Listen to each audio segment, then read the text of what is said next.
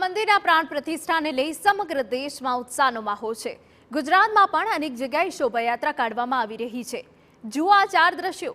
જૂનાગઢ ભવના તળેટીમાંથી સાધુ સંતો દ્વારા રામ મંદિર પ્રાણ પ્રતિષ્ઠા મહોત્સવને લઈ બાઇક અને 4 વ્હીલર સાથે ભવ્ય રેલી નીકળી હતી।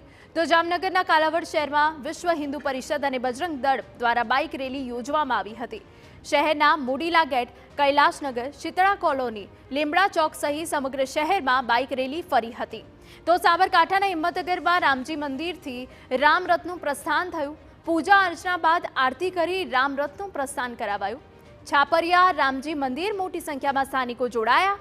તો બનાસકાંઠાના પાલનપુર જીડી મોદી કોલેજથી રામજી મંદિર સુધી 2 કિલોમીટરની ભવ્ય શોભાયાત્રા નીકળી હતી। વેપારી એસોસિએશન અને અન્ય ધાર્મિક સંગઠનના લોકો પણ આ શોભાયાત્રામાં જોડાયા હતા।